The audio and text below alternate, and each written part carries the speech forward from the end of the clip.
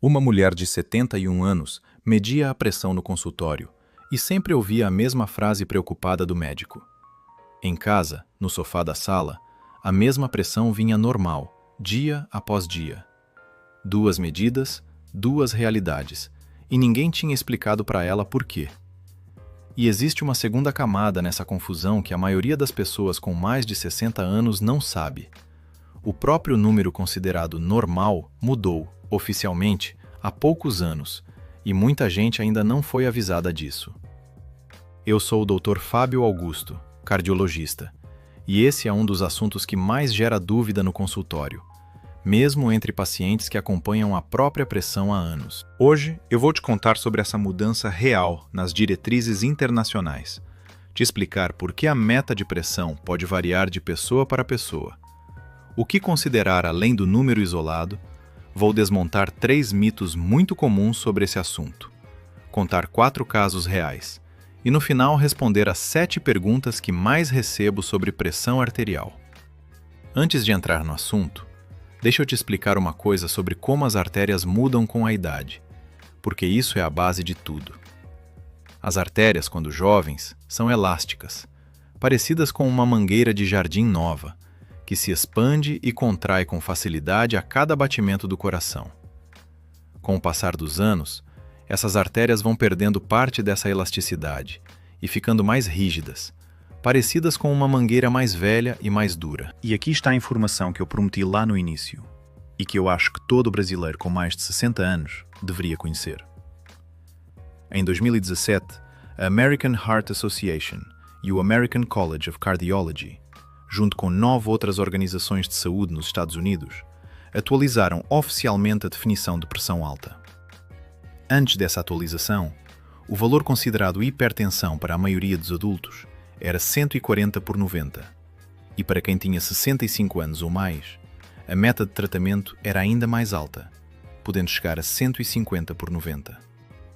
Com a nova diretriz, o valor de referência caiu para 130/80 para adultos em geral, incluindo boa parte das pessoas com 65 anos ou mais, que conseguem tomar a medicação com segurança e acompanhamento adequado. Isso significa que, da noite para o dia, milhões de pessoas mais velhas passaram a ser consideradas hipertensas, mesmo sem nenhuma mudança no próprio corpo, só porque a régua de medir mudou. E o motivo dessa mudança não foi capricho. Estudos como o SPRINT, que acompanhou milhares de adultos, mostraram que tratar a pressão para um alvo mais baixo reduzia de forma significativa o risco de infarto, insuficiência cardíaca, AVC e morte, mesmo em pessoas mais velhas. Vamos falar de mais alguns pontos importantes sobre esse assunto. Primeiro ponto. Mesmo com essa atualização, a meta de pressão não é igual para todo mundo. As próprias diretrizes deixam claro que, para idosos com múltiplas doenças associadas, expectativa de vida limitada ou dificuldade de deambular, a decisão sobre a intensidade do tratamento deve ser individualizada, considerando o julgamento clínico e a preferência do paciente, não uma régua fixa aplicada sem critério. Segundo ponto. Existe algo chamado hipertensão do jaleco branco. Algumas pessoas têm a pressão elevada só quando medida no consultório médico, provavelmente por uma reação natural de leve ansiedade associada ao ambiente médico, mas têm a pressão normal quando medem em casa, no dia a dia. Terceiro ponto, o oposto do anterior. Existe também a hipertensão mascarada, quando a pressão parece normal no consultório, mas está elevada no dia a dia em casa. Quarto ponto.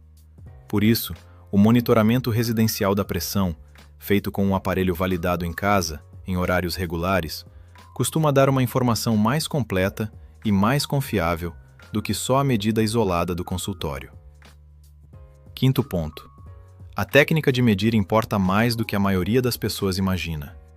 Medir com a bexiga cheia, depois de café ou cigarro, conversando durante a medição, ou com o braço numa posição desconfortável, pode alterar o resultado de forma significativa. Sexto ponto. O tamanho do manguito do aparelho de pressão precisa ser adequado ao braço da pessoa. Manguito pequeno demais para um braço mais largo tende a superestimar a pressão, e manguito grande demais para um braço mais fino tende a subestimar. Sétimo ponto. Mesmo com a diretriz de 2017 recomendando meta mais baixa, ela reconhece que existem grupos, como pacientes muito idosos, frágeis ou com condições como demência avançada, para os quais não se recomenda uma meta numérica específica e rígida, priorizando qualidade de vida e segurança sobre o número exato. Agora, 3 mitos importantes. Mito número 1. Se eu não sinto nada, minha pressão está bem. Completamente falso. A hipertensão é chamada de assassina silenciosa, justamente porque a maioria das pessoas não sente absolutamente nada, mesmo com a pressão bem acima do ideal. Mito número 2. Depois de uma certa idade, é normal ter a pressão mais alta, então não precisa se preocupar tanto. Isso também é falso, e é exatamente o contrário do que motivou a atualização das diretrizes que eu expliquei. O risco cardiovascular associado à pressão elevada continua existindo, e em muitos casos aumenta com a idade. Mito número 3. Quanto mais baixa a pressão, melhor. Também não é bem assim. Baixar demais a pressão pode causar tontura, quedas e outros problemas, especialmente em quem já tem artérias mais rígidas. O objetivo não é o número mais baixo possível, é o número mais adequado ao seu caso individual, decidido com seu médico. Se esse vídeo está esclarecendo algo para você, deixa o like agora e se inscreve, porque isso ajuda muito esse conteúdo a alcançar quem mais precisa. Deixa eu te contar sobre a paciente que eu mencionei lá no começo. Essa mulher de 71 anos, que vou chamar de Dona Aparecida, sempre tinha a pressão elevada quando media no consultório, mas normal quando media em casa, nos mesmos dias. O monitoramento em casa, ao longo de 2 semanas, ajudou a esclarecer o quadro real e corrigir a conduta com mais segurança. Um segundo caso, do lado oposto. Um homem de 63 anos, que vou chamar de seu Osvaldo, sempre tinha a pressão normal no consultório e nunca se preocupou. Quando finalmente mediu em casa, descobriu que a pressão estava frequentemente elevada fora do consultório. Um caso clássico de hipertensão mascarada. Um terceiro caso, sobre o erro de técnica que eu mencionei. Um homem de 67 anos, com braço mais largo que a média, que vou chamar de seu Adilson, media a pressão em casa com um aparelho emprestado, com manguito que não era do tamanho adequado. Os valores vinham consistentemente mais altos do que a realidade. Quando ajustamos para um aparelho com manguito correto, os valores caíram para uma faixa bem diferente. E um quarto caso, sobre a própria mudança de diretriz que eu expliquei.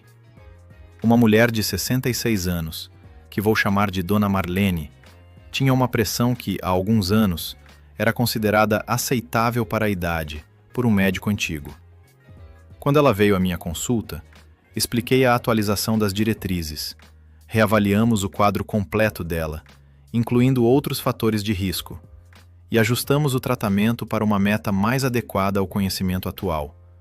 Não porque o médico anterior estivesse errado na época, mas porque a ciência avançou. Agora, 7 perguntas que eu recebo com frequência. Primeira, qual aparelho de pressão devo usar em casa? Prefira aparelhos de braço, validados clinicamente, com manguito do tamanho certo para o seu braço. Segunda, que horário do dia devo medir? Geralmente se recomenda medir de manhã, antes dos remédios e do café, e à noite, antes de dormir. Terceira, com que frequência devo repetir esse monitoramento?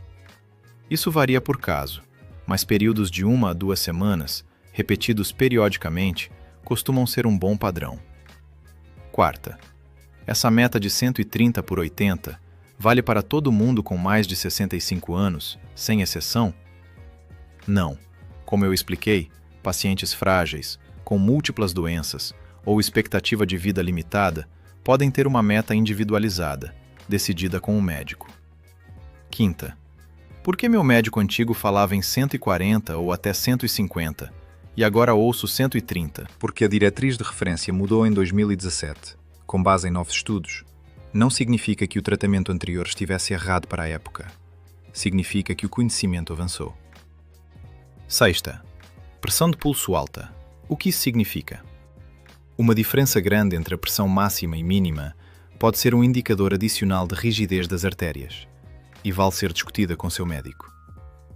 Sétima, essa mudança de meta significa que eu preciso tomar mais remédio? Não necessariamente. A decisão sobre intensificar tratamento e como fazer isso com segurança é sempre individual e deve ser conversada com seu médico, considerando riscos e benefícios para o seu caso. Um ponto essencial antes de continuar.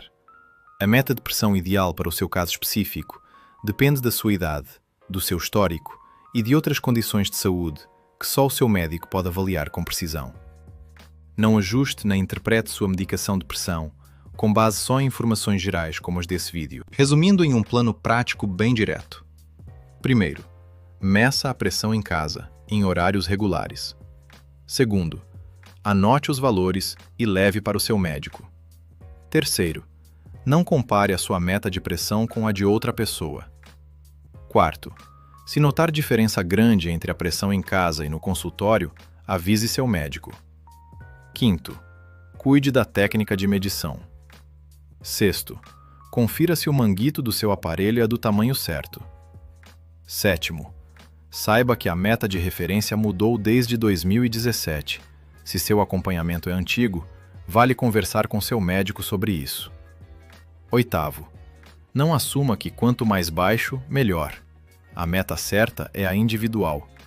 Entender o porquê por trás do número te dá controle de verdade sobre o seu próprio tratamento. Lembra da dona Aparecida lá do começo? Hoje ela mede a pressão em casa toda semana e leva as anotações direto para a consulta. Se esse vídeo te ajudou, manda para alguém da sua família que tem mais de 60 anos. No próximo vídeo, eu vou te mostrar os exames que todo cardiopata deveria fazer depois dos 50 anos. Eu sou o Dr. Fábio Augusto, cardiologista, e esse é o canal Cardiologia e Saúde. Até o próximo vídeo.